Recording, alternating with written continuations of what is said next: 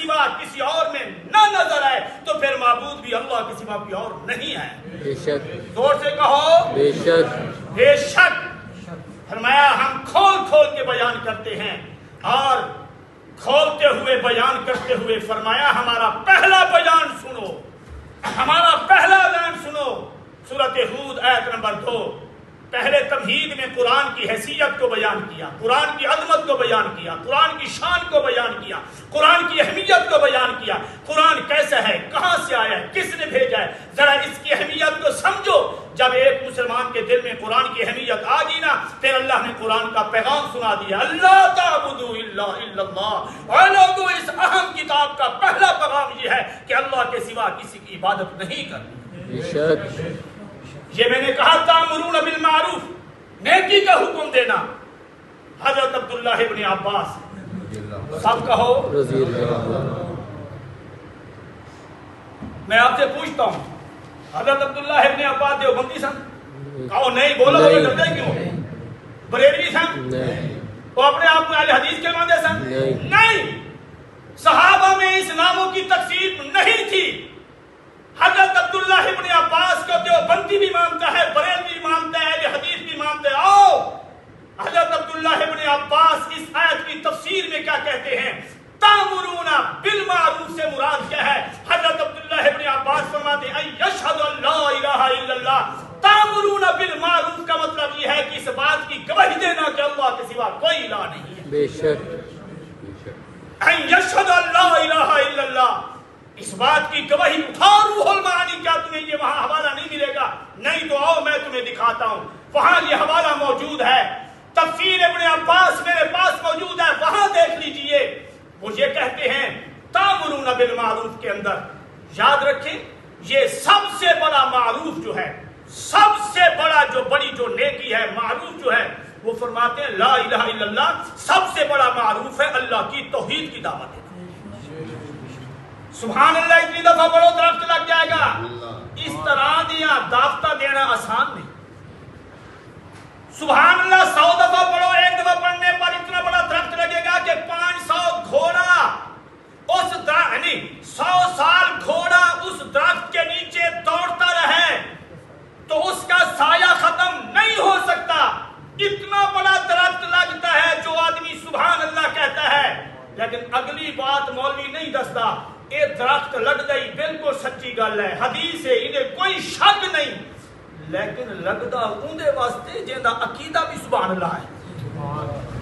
رب شریکاں تو پا کے جہاں قبراں نو جا کے سجدے کر کے رب نال انہاں کمزوراں نو شریک کرے, جنہاں نو نزلہ زکام لگے تے اپنے سہارے کھلو نہیں سکدے, جنہاں نو 3 دن پیچس لگے تے پیٹ خالی ہوے تے پھر وہ کھلو نہیں سکدے. ایہو جیاں کمزوراں نو شہزور سمجھ کے اس رب نال شریک کرے جہاں رب ان اللہ علی کل شیء قدیر بھی ہے, ان اللہ بکل شیء علیم بھی ہے, جو قہار بھی ہے, جبار بھی ہے, جو خالق بھی ہے, مالک بھی ہے, رازق بھی ہے, مصور بھی ہے, حکیم بھی ہے, لطیف بھی ہے, شہید بھی ہے, جس سے سارے کمالات حاصل ہیں, جس کی عظمت اور رفعت کا کوئی مقابلہ نہیں کر سکتا.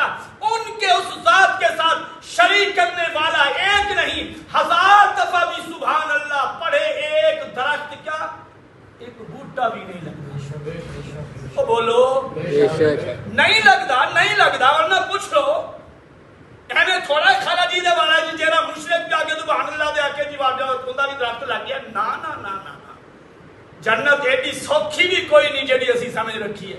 اور جی میں قاری صاحب نے وہ فوت ہو گئے نے, بعض لوگوں نے ان کی تقریر سنی ہوگی, قاری محمد حنیف ملتانی, آنکھوں سے نبینا تھے, بڑے اچھے خطیب تھے. وہ اپنی تقریر میں کہتے ہیں مولوی مسجد بنانے واسطے بیٹھا ہے روڈ تے, سپیکر لا کے بیٹھے, کہندے روپیہ روپیہ دئی جاؤ تے جنت.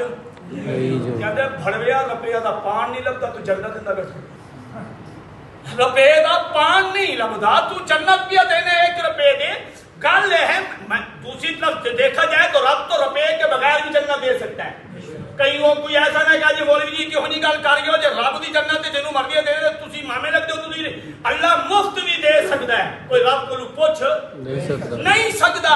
لیکن اے روپے دے بنیاد تے جنت اودوں لبے گی جدوں روپیہ خرچ کرن دا پہلے عقیدہ بھی صحیح ہوئے گا. ورنہ تو اس راجپوت تون مسجد پہ بنانا ہے، تو لاہور مسجد پہ بنانا ہے، میں تو وہ مسجد نہ بھی کھاما جری مکہ وچ بنائی گئی ہے. کتنے بنائی گئی؟ مکے دے وچ بنائی گئی. مکہ مدینہ سب شہروں سے اعلیٰ شہر کہو بے شک. مکہ اور مدینہ جو زمین کا ٹکڑا ہے پوری زمین سے اعلیٰ کہو بے شک. اس سرزمین پر بیت اللہ کی تعمیر کی گئی. تعمیر کرنے والوں نے یہ کہا چندے میں پیسہ حلال کا دینا ہے، حرام کا کتنا اخلاص تھا ان کے اندر کہ جو یہ کہہ رہے ہیں کہ چندے میں پیسہ حلال کا دینا ہے، حرام کا کتنا اخلاص ہوگا. اخلاص میں بھی وہ اعلیٰ تھے. اور بیت اللہ یہ مسجدیں اس بیت اللہ کی بیٹیاں ہیں.